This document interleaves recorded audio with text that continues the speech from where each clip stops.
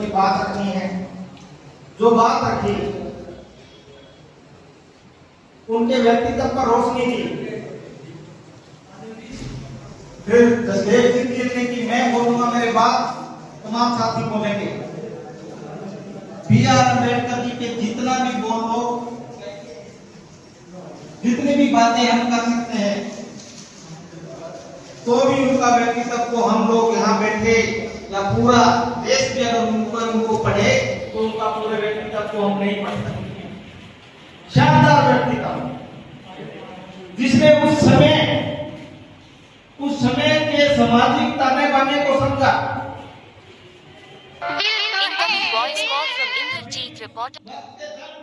उन्होंने भी समझा कि ये वो व्यक्ति है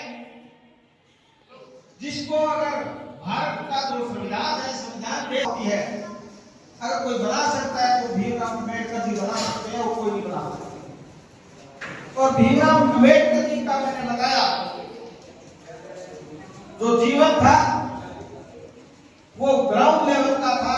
उन्होंने जमीन से जुड़कर और पूरी दुनिया में शिक्षा के माध्यम से पूरी दुनिया को पढ़ा। उन्होंने जब संविधान बनाया तो ये नहीं था कि उन्होंने जो पढ़ा था वो लिख दिया, ऐसा नहीं था।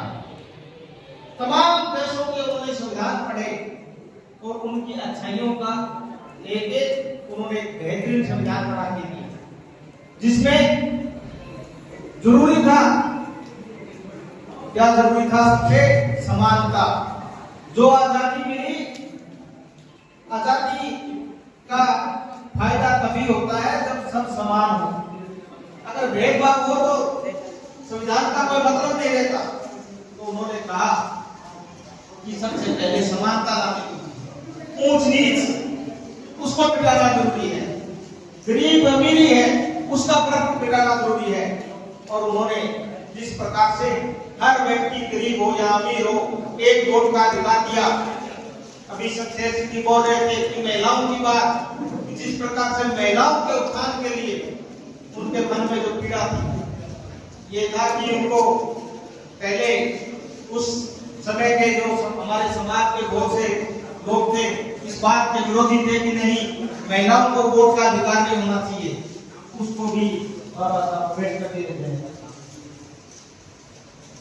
हर वर्ग को कई बार हम लोग सोच लेते हैं कि भाई दलित भाई है, अम्बेडकर जी उनके, ये सर्व समाज के थे। संविधान का फायदा उच्च वर्ग को भी मिल रहा है, निम्न वर्ग को भी मिल रहा है। कहीं भी संविधान है वो सबके लिए एक है। ये नहीं है कि गरीब को ज्यादा दे दिया, जो बड़े लोग हैं उनके लिए भी जो लिखा कि किस प्रकार चीज को देख करके आवाज उठाने का जज्बा है, वो इंसान एक प्रकार से समाज के अंदर किसी भी प्रकार का वो परिवर्तन ला सकता है। बात नशों की भी हुई थी, मेरे साथी बैठे थे यहाँ पर, शमशेर जी शायद बैठे थे। मैं कहता हूँ कि हमारा जो कालांवाली क्षेत्र है यहाँ पर, क्योंकि जब ये महाविद्यालय बना था यहाँ पर राजकीय कन्या महाविद्यालय तारू वाला, तो सबसे पहले पोस्टिंग मेरी हुई थी यहाँ। तो मेरे साथी मुझे ये कहने लगे कि रविंद्र जी वहां मत जाइए, वहां तो नशा बहुत है, वहां तो ऐसा बहुत है, ऐसा बहुत है। मैंने कहा कि अगर कोई बुराई होगी तो अगर जब तक हम उसको महसूस नहीं करेंगे तो उसको सुधार करने की गुंजाइश कहां से है। और मैं आपको बताता हूं कि मेरे को